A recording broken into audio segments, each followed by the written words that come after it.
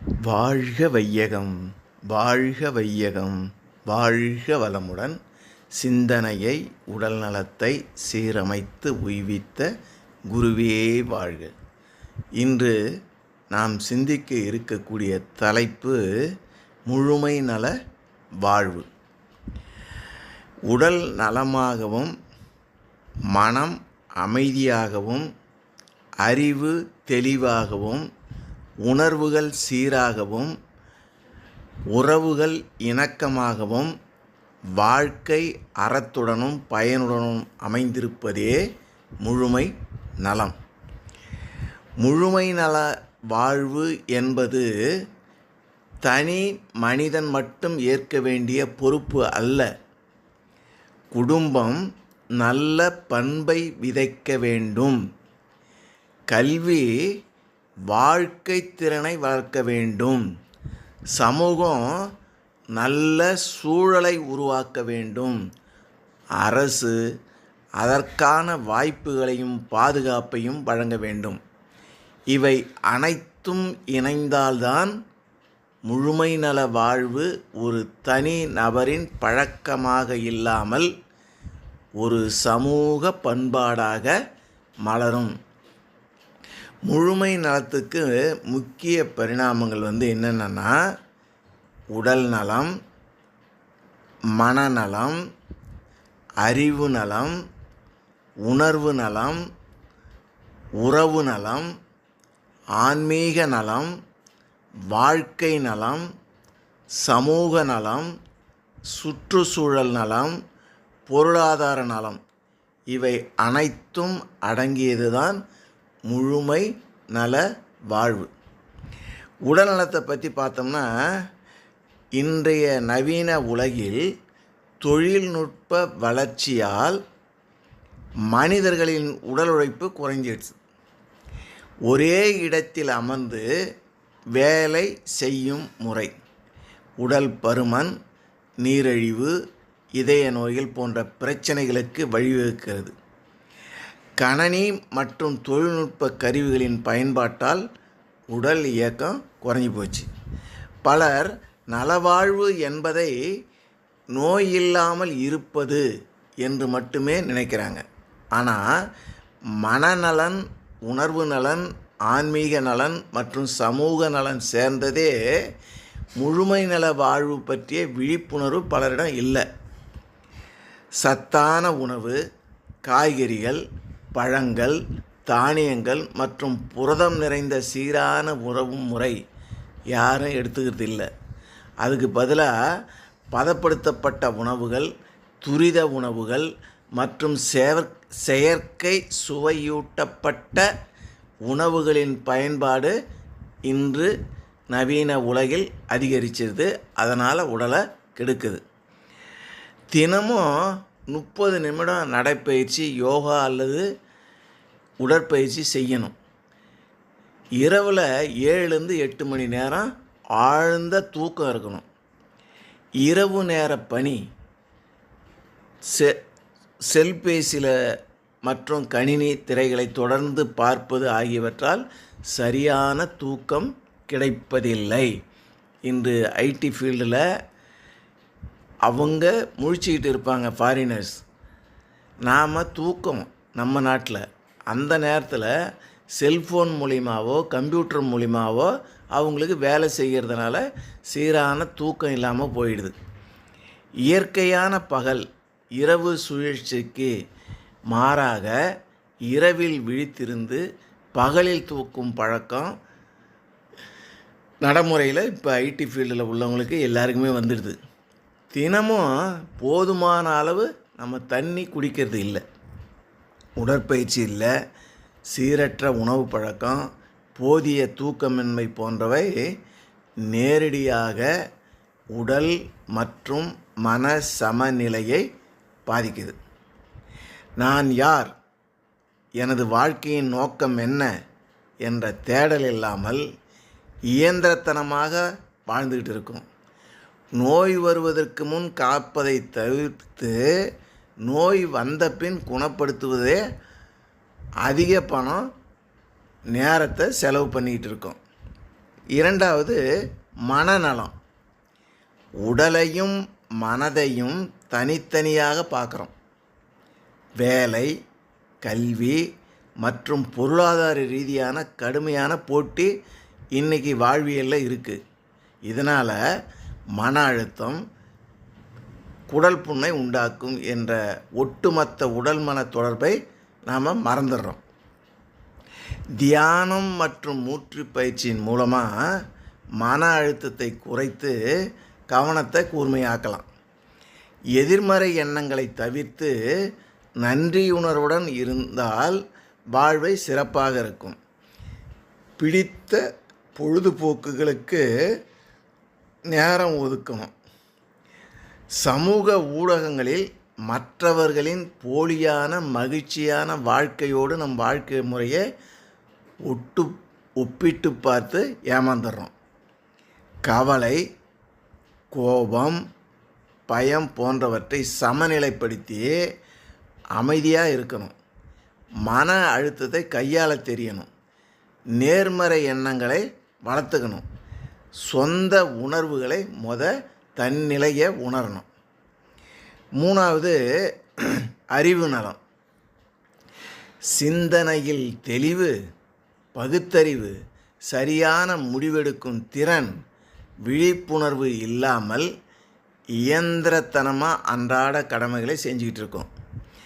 ஒரு நிலையில் ஏற்படும் பாதிப்பு மற்ற அனைத்து நிலைகளையும் சங்கிலி தொடர் போல பாதித்து ஒட்டுமொத்த சமநிலையை குலைக்குது.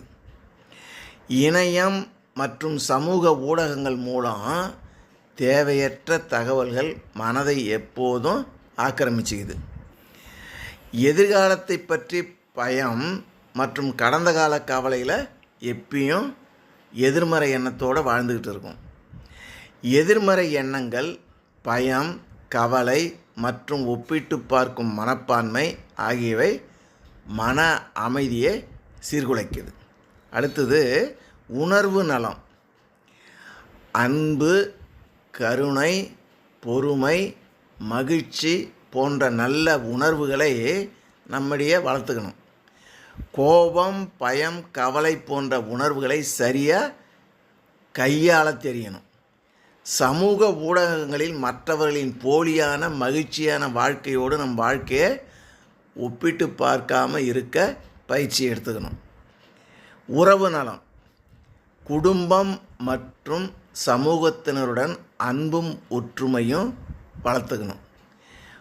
கூட்டு குடும்ப முறை சிதைந்து தனி குடும்பங்கள் மற்றும் தனிமை அதிகரிக்கும் சூழலில் சமூக உறவுகள் பலவீனமடைந்து மனிதர்களுக்கிடையேயான உணர்வுபூர்வமான பிணைப்பும் ஆதரவும் குறைஞ்சிடுது.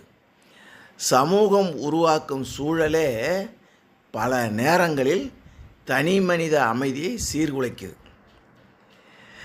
ஆன்மீக நலம். தன்னை அறிதல், இயற்கை மற்றும் உயிர்களின் தொடர்பை உணர்தல், உள்ளார்ந்த அமைதியை அடைதல், அதுதான் வாழ்க்கையின் நோக்கம். நல்ல மதிப்பீடுகள் மற்றும் மன அமைதியை வளர்த்துக்கணும். நான் யார், எனது வாழ்க்கையின் நோக்கம் என்ன என்ற தேடல் இல்லாமல் இயந்திரத்தனமாக வாழ்ந்துக்கிட்டு இருக்கோம். பணம், சொத்து மற்றும் ஆடம்பர பொருள்கள் மட்டுமே வாழ்க்கைக்கு மகிழ்ச்சி தரும் என்ற தவறான புரிதலில் வாழ்ந்துக்கிட்டு இருக்கோம். உங்கள் வாழ்விற்கான தெளிவான பாதையும் குறிக்கோளையும் நாம் இன்னும் அறியலை. இயற்கையிடமிருந்து மனிதன் முற்றிலும் விலகி செயற்கையான சூழ்நிலையில் வாழ்ந்துக்கிட்டு இருக்கான். இயற்கை சூழலில் நேரம் செலவிட மறந்துடுறாங்க. நவீன நகரமயமாக்கல் மற்றும் சுற்றுச்சூழல் சீர்கேடு மனிதனின் உடல் நலம் மற்றும் ஆன்மீக நலத்தை பாதிக்குது. இயற்கையிடமிருந்து மனிதன் முற்றிலும் விலகி செயற்கையான சூழலில் வாழ்வது ஒரு நிலையில் ஏற்படும் பாதிப்பு மற்ற அனைத்து நிலைகளையும் சங்கிலி தொடர் போல பாதித்து ஒட்டுமொத்த சமநிலையும் குலைக்குது. உங்கள் உணர்வுகளையும் எண்ணங்களையும் உணர்ந்து செயல்படணும். அன்றாட வாழ்வில் சிறிய மாற்றங்களை தொடங்கி பின்பற்றிட்டு வந்தீங்கன்னா ஒரு நிறைவான மாற்றம், மகிழ்ச்சியான வாழ்க்கைக்கு வழிவகுக்கும். உடல், மனம் மற்றும் உணர்வுகளை பற்றிய சுய விழிப்புணர்வு இருக்கணும். வாழ்க்கை நலம் தனக்காக மட்டும் அல்லாமல் பிறருக்கும் பயனுள்ள வாழ்க்கையை அமைத்து கொண்டு மனதை விரித்து பொதுநலத்தில் வாழணும். சமூக நலம். சமூகம் என்பது தனி மனிதர்களின் தொகுப்பு. சமூகம் என்பது ஒரு மனிதன் வாழும் சுற்றுச்சூழலை தீர்மானிக்குது. தனி மனிதன் அந்த சூழலை எவ்வாறு எதிர்கொள்கிறான் என்ற எதிர்வினையை தீர்மானிக்கிறான்றதை பார்க்குது. சமூகம் எவ்வளவு நெருக்கல் கொடுத்தாலும், சமூகம் எவ்வளவு நெருக்குதல்களை கொடுத்தாலும் அதற்கு எவ்வாறு எதிர்வினை ஆற்றுவது என்பதை தீர்மானிக்கிறது தனி மனிதன்தான். பொருள்சார் வாழ்க்கை, மற்றவர்களுடன் ஒப்பிடுதல் மற்றும் சமூக ஊடகங்கள் உருவாக்கும் வெற்றிக்கான போலியான வரையறைகள் மனிதனை எப்போதும் பதற்றத்திலேயே வச்சிருக்குது. சமூக அமைப்பில் குறைகள் இருந்தாலும் தியானம், சுய ஒழுக்கம், சரியான வாழ்க்கை முறை மற்றும் விழிப்புணர்வு மூலம் ஒரு தனி மனிதனால் தன் சமநிலையை தக்க வைத்து கொள்ள முடியும். சமூகம் ஒரு தூண்டுதலாக இருந்தாலும் இறுதியில் சமநிலை அடைவதும் இழப்பதும் தனி மனிதன் கையில் தான் இருக்குது. நேரில் பேசுவதை குறைத்து கொண்டு இணையத்தில் மட்டுமே தொடர்பில் இருக்காங்க, போலி உறவை வளர்த்துக்கிறாங்க. மற்றவர்களின் கருத்துக்களை ஏற்கும் பக்குவம் குறைந்து வருவதால் உறவினர்களுக்கு சமூக பிணக்குகள் ஏற்படுது. சமூக ஊடகங்களில் மற்றவர்களின் சரியான வாழ்க்கையுடன் தொடர்ந்து ஒப்பிடுவது பொறாமை உணர்வுகளுக்கு வழிவகுக்குது மற்றும் சுய மதிப்பை எதிர்மறையாக பாதிக்குது. மனநலனில் சமூக ஊடகங்களில் தாக்கம். சமூக ஒப்பீடு என்பது மற்றவர்களுடன் ஒப்பிட்டு தன்னை மதிப்பிடும் செயல்முறை. குடும்பத்தினர் மற்றும் நண்பர்களுடன் ஆரோக்கியமான தொடர்பை ஏற்படுத்திக்கணும், நல்ல உறவை வளர்க்கணும். சமூகத்திற்கு பயனளிக்கும் செயல்களில் ஈடுபட்டு மன அமைதியை வளர்த்துக்கணும். தேவையற்ற உறவுகள் அல்லது சூழ்நிலைகளில் இருந்து விலகி இருக்கணும். தனி நபர்கள் தங்கள் அறிகுறிகளால் ஏற்படும் சங்கடம் அல்லது அசௌகரியம் காரணமாக சமூக தொடர்புகளிலிருந்து விலகி போயிடுவாங்க. குடும்பம், நண்பர்கள் மற்றும் சமூகத்துடன் நல்லுறவை வளர்த்து பிறருக்கு உதவி அன்பும் மனிதநேயமும் ஒற்றுமையும் நல்லுறவும் சமத்துவமும் நீதியும் பாதுகாப்பான சூழல், கல்வி மற்றும் வாழ்க்கை திறன், வேலை மற்றும் பொருளாதார வாய்ப்புகள், சுகாதார வசதிகள், சுற்றுச்சூழல் பொறுப்பு, பொறுப்பான குடிமக்களின் பொறுப்பு. இயற்கை சுற்றுச்சூழல் இயற்கையோடு இயைந்து வாழ்தல் மற்றும் தூய்மையான சூழலை வளர்த்துகிறது. இயற்கை நலமாக இருந்தால் மனித வாழ்வு நலமாகும். மனிதன் நலமாக வாழ வேண்டும்னா இயற்கை நலமாக பஞ்சபூதங்களை கெடுக்காமல் வைத்திருக்க வேண்டும். தூய்மையான காற்று, நீர், பசுமையான நிலம், உயிரின பாதுகாப்பு, கழிவு மேலாண்மை, இயற்கை வளங்களை சிக்கனமாக பயன்படுத்த கற்றுக்கணும். பொருளாதார நலம் நிதி தேவைகளை சரியாக திட்டமிட்டு மன அமைதியுடன் நிர்வகிக்கணும்.